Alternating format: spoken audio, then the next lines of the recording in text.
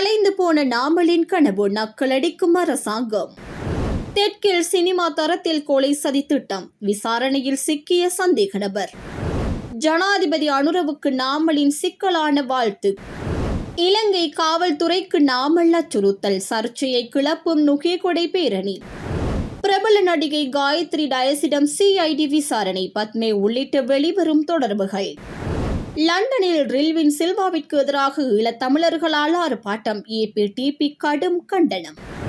அனுர அரசுக்கு தொடரும் நெருக்கடி, இரண்டாவது முறையாகவும் தோற்கடிக்கப்பட்ட பட்ஜெட். இவை உள்ளிட்ட மேலதிக விரிவான செய்திகளை அறிந்து கொள்ள எமது சேனலை சப்ஸ்கிரைப் செய்யுங்கள்.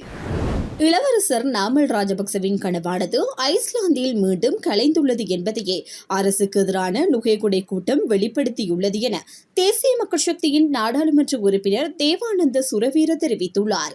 மேலும் கூறுகையில், நுகேகொடை கூட்டத்தை குழப்புவதற்கு ஆளும் கட்சி சதி செய்தது என்று கூட்டு எதிரணி குற்றம் சாட்டியுள்ளது. உண்மையில் நுகேகொடை கூட்டத்திற்கு அரசு எவ்வித இடையூறும் செய்யவில்லை. இளவரசர் நாமல் ராஜபக்சவின் கனவானது ஐஸ்லாந்தில் மீண்டும் கலைந்துள்ளது என்பதையே நுகேகொடை கூட்டம் வெளிப்படுத்தியுள்ளது.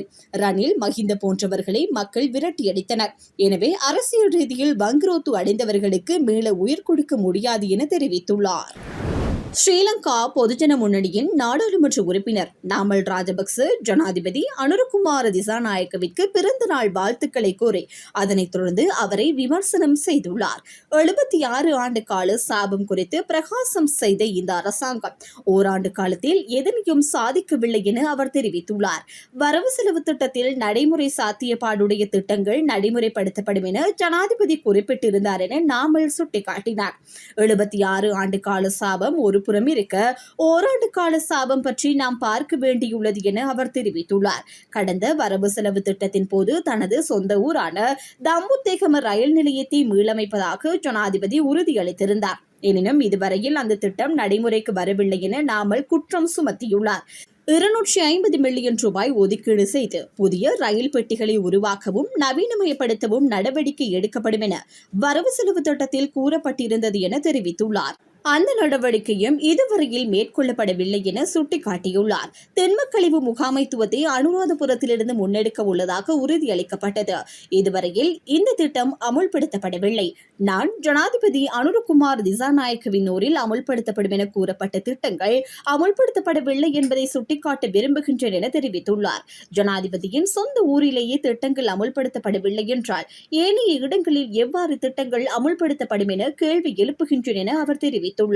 இந்த அமைச்சர்கள் ஜனாதிபதியையும் ஏமாற்றுகின்றார்கள் என்று நாமல் ராஜபக்ச சுட்டிக்காட்டியுள்ளார். அனுராதபுரத்தில் திண்மக்கழிவு முகாமைத்துவத்திற்காக 750 மில்லியன் ரூபாய் ஒதுக்கப்பட்டது. எனினும் அந்த திட்டம் இதுவரையில் நடைமுறைப்படுத்தப்படவில்லை என தெரிவித்துள்ளார். பிரபல நடிகையும் அழகுக்கலை நிபுணருமான காயத்ரி டயஸிடம் குற்றப்புலனாய்வு பிரிவினர் விசாரணை நடத்தியுள்ளனர். இன்றைய தினம் குற்றப்புலனாய்வு திணைக்களத்தில் முன்னிலையாகி வாக்குமூலம் ஒன்றை அவர் வழங்கியிருந்தார். அண்மையில் இந்தோனேஷியாவில் கைது செய்யப்பட்ட பிரபல பாதாள குழு தலைவர் கெஹல்பத்ர பத்மேயுடன் சில நடிகைகளுக்கு தொடர்பு உண்டு என தகவல்கள் வெளியாகியிருந்தது. கேட்கப்பட்ட கேள்விகளுக்கு தாம் பதிலளித்துவிட்டு வந்ததாக அவர் ஊடகங்களிடம் தெரிவித்துள்ளார். எனவே ஊடகங்களிடம் இந்த விடயம் தொடர்பில் பதிலளிக்க வேண்டியில்லை என குறிப்பிட்டுள்ளார். தனிப்பட்ட காரணத்திற்காக தாம் குற்றப்புலனாய்வு திணைக்களத்திற்கு வருகை தந்ததாக தெரிவித்துள்ளார்.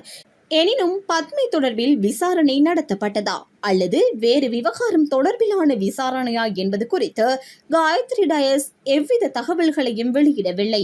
அண்மையில் சில நடிகைகளுடன் குற்றப்புலனாய்வு திணைக்கள அதிகாரிகள் விசாரணை நடத்தி இருந்தனர் என்பது குறிப்பிடத்தக்கது. மெதிகம பகுதியில் தொழிலதிபர் ஒருவர் உட்பட 7 பேரை கொலை செய்ய திட்டமிடப்பட்டிருந்த சந்தேக நபர் ஒருவர் கைது செய்யப்பட்டுள்ளார். அதன்படி குறித்த சந்தேக நபர் நேற்று வெலிகம காவல்துறையினரால் கைது செய்யப்பட்டுள்ளார். மெதிகம பகுதியில் தொழிலதிபர் உட்பட 7 பேரை கொலை செய்யும் நோக்கில் துப்பாக்கி சூடு நடத்தியவர்களுக்கு தங்குமிட வசதியை வழங்கியவரை இவ்வாறு கைது செய்யப்பட்டுள்ளார். கொலை செய்ய திட்டமிடப்பட்டிருந்த நிலையில் மேற்கு வடக்கு குற்றப்பிரிவின் பணிப்பாளர், உதவி காவல்துறை அத்தியட்சகர் ரோஹன் ஒழுகல உள்ளிட்ட அதிகாரிகள் குழுவுக்கு கிடைத்த தகவலின்படி மெதிகம பகுதியில் உள்ள ஒரு வீட்டில் அண்மையில் சோதனை மேற்கொள்ளப்பட்டது. குறித்த சோதனையின் போது T56 ரக துப்பாக்கியுடன் முன்னாள் ராணுவ வீரர் கைது செய்யப்பட்டுள்ளார். குறித்த சந்தேக நபர் கைது செய்யப்படும் சந்தர்ப்பத்தில் அங்கிருந்த 2 சந்தேக நபர்கள் தப்பிச் சென்றுள்ளனர். அதன்படி நடத்தப்பட்ட விசாரணைகளின் கீழ் கொலை செய்ய திட்டமிடப்பட்டிருந்த சந்தேக நபர்களுக்கு தங்குமிடம் வழங்கிய குற்றச்சாட்டில் குறித்த வீட்டின் உரிமையாளர் வெளிகம இப்பாவள பகுதியில் கைது செய்யப்பட்டார். சந்தேக நபர் மிதிகம பகுதியைச் சேர்ந்த 38 வயதுடையவர் என்பதுடன் அவர் தடுப்பு காவல் உத்தரவை பெறுவதற்காக மாத்தறை நீதவான் நீதிமன்றத்தில் முன்னிலைப்படுத்தப்பட உள்ளார். நாட்டில் வசிக்கும் இலங்கையர்களுக்கு இத்தாலிய சாரதி அனுமதி பத்திரம் வழங்குவது தொடர்பான அமைச்சரவை பத்திரத்திற்கு அமைச்சரவை ஒப்புதல் அளித்துள்ளதாக போக்குவரத்து அமைச்சர் விமல் ரத்நாயக்க தெரிவித்தார். சமூக ஊடகங்களிடம் வெளியிடப்பட்ட அறிக்கையில் அமைச்சரவை ஒப்புதல் இன்று முதல் நடைமுறைக்கு வருவதாக அமைச்சர் ரத்நாயக்க தெரிவித்தார். அதன்படி இத்தாலியில் 6 ஆண்டுகளாக வசித்து வரும் இலங்கையர்கள் இத்தாலிய சாரதி அனுமதி பத்திரத்தினை பெற தகுதியுடையவர்கள் என்று அவர் மேலும் கூறினார். வடக்கில் நீண்ட காலம் அபிவிருத்தி நடக்கவில்லை எனவும் இங்கிருந்தவர்கள் வாக்குகளை பெற்று தங்கள் வேலைகளை செய்தார்கள் என விளையாட்டு மற்றும் இளைஞர் விவகார அமைச்சர் சுனில் குமார கமகி குற்றம் சாட்டியுள்ளார். யாழ்ப்பாணம் பழைய பூங்கா வளாகத்தில் நேற்று புதிய உள்ளக விளையாட்டு அரங்கிற்கான அடிக்கல் நாட்டிய பின்னர் கருத்து தெரிவித்த போதே அமைச்சர் இதனை குறிப்பிட்டார். யாழ்ப்பாணத்திலிருந்து வந்த கோரிக்கையால் இதனை நாம் செய்யவில்லை, நாமாக்கு உணர்ந்து இதனை செய்துள்ளோம். அமைச்சராக நான் முதலாக பயணத்தை மேற்கொண்டது யாழ்ப்பாணத்திற்கு தான். அந்த நேரத்தில் யாழ்ப்பாணத்திற்கு என்ன தேவை என தீர்மானித்தோம். என்னுடைய சொந்த மாவட்டம் காலி. அமைச்சராக இன்னமும் அந்த மாவட்டத்திற்கு போகவில்லை. தேசிய ஒற்றுமையை ஏற்படுத்த நாம் முயற்சிக்கின்றோம். எமக்கு அதிகாரம் தொலைவில் இருந்த போதும் நாம் தேசிய ஒற்றுமையை ஏற்படுத்த முயற்சித்தோம். சிங்கள, தமிழ், முஸ்லிம் என்பதல்ல, மனிதராக ஒன்றாக இருக்க வேண்டும். விமல் ரத்நாயக்கு 1000 தடவை யாழ்ப்பாணத்திற்கு வந்திருப்பார். 2013ஆம் ஆண்டு முதல் அவர் இங்கு வந்து செயற்படுகின்றார். எனவே வாக்குகளுக்காகவோ அரசியல் தந்திரங்களுக்காகவோ இதனை நாம் செய்யவில்லை. யாழ்ப்பாண மாவட்டத்தில் தனி செயற்திட்டத்திற்கு ஒதுக்கப்பட்டு அதிக நிதியாக உள்ளக விளையாட்டு அரங்கிற்கு நிதி ஒதுக்கப்பட்டதாக யாழ்ப்பாண மாவட்ட செயலாளர் தெரிவித்தார். 2025ஆம் ஆண்டுக்கான நிதியியல் 170 மில்லியன் ரூபாயும் 2026ஆம் ஆண்டுக்கான நிதியியல் 200 மில்லியன் ரூபாயும் இந்த உள்ளக விளையாட்டு அரங்குக்கு ஒதுக்கப்பட்டுள்ளது. வலைப்பந்து, கைப்பந்து, பூப்பந்து, கபடி, மேசைப்பந்து, கரம், மார்சல் ஆர்ட் என பல விளையாட்டுகளை இங்கு விளையாட முடியும். விளையாட்டில் சிங்களம், தமிழ், முஸ்லிம், யாழ்ப்பாணம், காலி என நாம் பார்ப்பதில்லை. திறமையான பிள்ளைகளை பார்க்கின்றோம். இங்கு பல திறமையானவர்கள் உள்ளனர். யாழ்ப்பாணம் மத்திய கல்லூரியில் பல வருடங்களாக பயன்பாடில்லாமல் நீச்சல் தடாகம் உள்ளது. அதற்காக 30 மில்லியன் ஒதுக்கீடு செய்யப்பட்டுள்ளது. எல்லோரும் பாவிக்கும் வகையில் அது அமைந்தால் அது பயனாக இருக்கும். மாணவர்களுக்கு உடற்பயிற்சி, பெரியோருக்கு நடைபயிற்சி செய்ய சிறுவர் பூங்கா தேவை. யாழ் மாவட்ட செயலாளர் இடத்தை வழங்கினார் நல்ல பூங்காவை அமைக்க முடியும். சர்வதேச கிரிக்கெட் மைதான பணிகள் ஆரம்பிக்கப்பட்டுள்ளது. 3 மாதங்களுக்கு பின்னர் அதன் முன்னேற்றத்தை பார்க்க வருவோம். அந்த நேரத்தில் என்னென்ன தேவை என்பதை ஆராய்வோம். யாழ்ப்பாண மாவட்டத்தில் கால்பந்து உள்ளிட்ட விளையாட்டுத்துறை சார்ந்து பல வேலை திட்டங்களை நாம் செய்வோம் என தெரிவித்தார். ஸ்ரீலங்கா பொதுஜன பெரமுன கட்சியின் தேசிய அமைப்பாளரும் நாடாளுமன்ற உறுப்பினருமான நாமல் ராஜபக்ச இலங்கை காவல்துறை திணைக்களத்திற்கு மறைமுக எச்சரிக்கையொன்றை வெளியிட்டாரா என அரசியல் ஆர்வலர்கள் சந்தேகம் வெளியிட்டுள்ளனர்.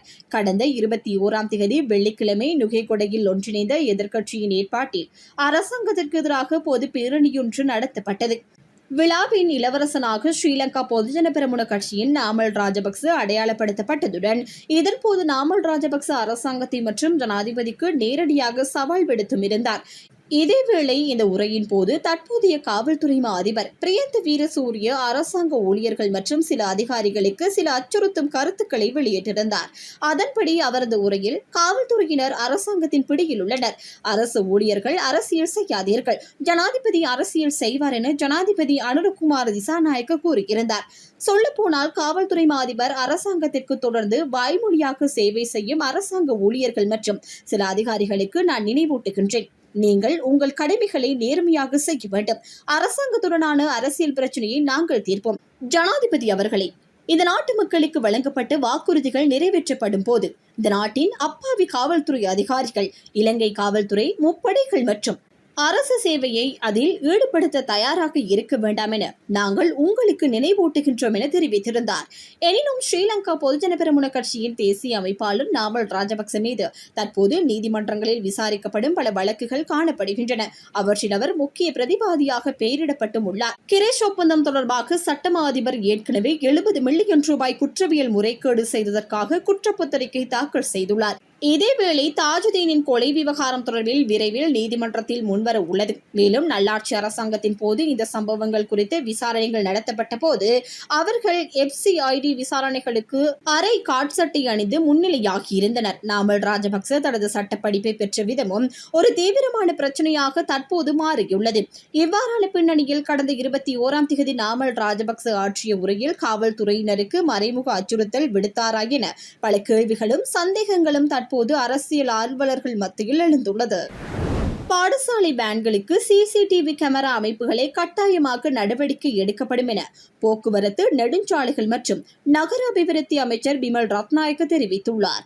நாடாளுமன்றத்தில் இன்று உரையாற்றும் போதே அவர் இந்த விடயத்தை குறிப்பிட்டார்.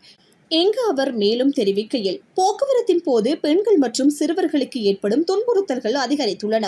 எதிர்காலத்தில் அதனை குறைத்துக் கொள்ள தேவையான நடவடிக்கைகளை தமது அரசாங்கம் முன்னெடுக்கும். பாடசாலை போக்குவரத்து சேவைகள் மற்றும் அலுவலக போக்குவரத்து சேவைகளுக்கான வழிகாட்டல் நெறிமுறைகளை ஜனவரி மாதம் முதல் அறிமுகப்படுத்தவும் நடவடிக்கை எடுக்கப்படும். இதற்குள்ள ஒரே தீர்வு பயணிகளை பலப்படுத்துவதாகும். ஒரு பெண்ணுக்கோ அல்லது ஒரு பிள்ளைக்கோ யாராவது பாலியல் தொல்லை கொடுக்க முயற்சித்தால் அதை கண்டும் காணாதது போல் இருக்காமல் அதற்கு எதிராக செயற்படும் மனிதர்கள் தேவை. ஆணோ பெண்ணோ யாராக இருந்தாலும் சரி. ஆனால் என்ன நடந்திருக்கிறது என்றால், எமது பேருந்து துறையில் உள்ள சில மோசமான நிலைமைகள் காரணமாக இன்னொருவருக்காக முன்வருவதற்கு மக்கள் பயப்படுகின்றார்கள். அதனால் பேருந்து துறையை தொழில்முறை நிலைக்கு கொண்டு வருவது, முச்சக்கர வண்டி துறையை தொழில்முறை நிலைக்கு கொண்டு வருவது, செம்மஞ்சள் நிறம் சிவப்பு பக்கத்திற்கு செல்லாமல் பச்சை பக்கத்திற்கு கொண்டு வர நாங்கள் எடுக்கும் முயற்சி என்று நான் நினைக்கின்றேன் என தெரிவித்தார். புலம்பெயர் தமிழ் மக்களின் ஒரு பிரிவினர் கோமா நிலையிலிருந்து மீண்டு யதார்த்தத்தினை புரிந்து கொள்ள வேண்டும் என்பதை வலியுறுத்தியுள்ள APTP லண்டனில் JVP தலைவர்களுள் ஒருவரான ரில்வின் சில்வாவிற்கு எதிராக முன்னெடுக்கப்பட்ட வன்முறை ஆர்ப்பாட்டத்திற்கு தமது கண்டனத்தையும் வெளிப்படுத்தியுள்ளது. யாழ் ஊடக மையத்தில் இன்று நடைபெற்ற ஊடக சந்திப்பில் கலந்து கொண்ட APTP கட்சியின் ஊடக செயலாளர் ஸ்ரீகாந்தினால் குற்ற கண்டனம் தெரிவிக்கப்பட்டது. விமர்சனங்களுக்கு அப்பால் கடந்த ஆயுத வழிமுறையில் ஈடுபட்டு பின்னர் ஜனநாயக நீரோட்டத்தில் இணைந்த தரப்பு ஆட்சி அதிகாரத்தை கைப்பற்றியிருக்கின்றது. குறித்த தரப்பு தமிழ் மக்களுக்கு அரசியல் தீர்வு வழங்கப்பட வேண்டும் என்பதை ஏற்றுக்கொள்கின்றது. தடை சட்டம் நீக்கப்படும் என்கின்றார்கள். அரசியல் கைதிகளை விடுவிப்பது தொடர்பாக பரிசீலிப்பதாக ஜனாதிபதி தெரிவித்திருக்கின்றார். இவ்வாறான சூழலில் ரில்வின் சில்வாவிற்கு எதிர்ப்பு தெரிவிக்கப்படுவதை அறிவு சார்ந்து சிந்திக்கின்ற யாரும் ஏற்றுக்கொள்ள மாட்டார்கள்.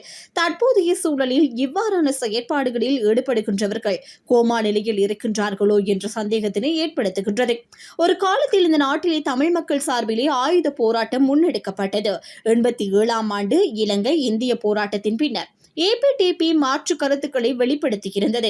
அரசியல் எதிர்காலத்திற்கு பாதிப்பை ஏற்படுத்தும். இருந்தாலும் ஆயுத போராட்டத்தின் மூலம் இலக்கை அடைய முடியும் என்று ஒரு தரப்பு செயல்பட்டு வந்தது. அதனை வலுப்படுத்தும் வகையில் புலம்பெயர் நாடுகளில் தென்னிலங்கை ஆட்சியாளர்களுக்கு எதிராக போராட்டங்கள் முன்னெடுக்கப்பட்டன. ஆனால் இன்று அந்த நிலை இல்லை என்பதையும், இப்போது முன்னெடுக்கப்படும் இவ்வாறான செயற்பாடுகள் தாயகத்தில் வாழும் எமது மக்களின் இருப்பிற்கும் அரசியல் எதிர்காலத்திற்கும் பாதிப்பை ஏற்படுத்தும் என்பதை அனைவரும் உணர்ந்து கொள்ள வேண்டும் என தெரிவித்தார். தேசிய மக்கள் சக்தி கட்சியின் ஆளுகையின் கீழ் உள்ள கந்தகெட்டிய பிரதேச சபையின் 2026ஆம் ஆண்டுக்கான வரவு செலவு திட்டம் இன்று காலை 2வது நாளாக தோற்கடிக்கப்பட்டது. பிரதேச சபை தலைவர் ஹர்ஷ ரத்நாயக்க எந்த திருத்தங்களும் இல்லாமல் அதை சபையில் சமர்ப்பித்தார். மேலும் தேசிய மக்கள் சக்தி கட்சியின் 6 உறுப்பினர்கள் அதற்கு ஆதரவாக வாக்களித்தனர். எனினும் ஐக்கிய மக்கள் சக்தி கட்சியின் 4 உறுப்பினர்கள், பொதுஜன ஐக்கிய முன்னணியின் 2 உறுப்பினர்கள், பொதுஜன பெரமுனவின் 2 உறுப்பினர்கள், ஐக்கிய தேசிய கட்சியின் உறுப்பினர் மற்றும் சர்வஜன பழைய உறுப்பினர் ஆகியோர் வரவு செலவு திட்டத்திற்கு எதிராக வாக்களித்ததால் வரவு செலவு திட்டம் 2வது தடவையாக 4 வாக்குகளால் தோற்கடிக்கப்பட்டது.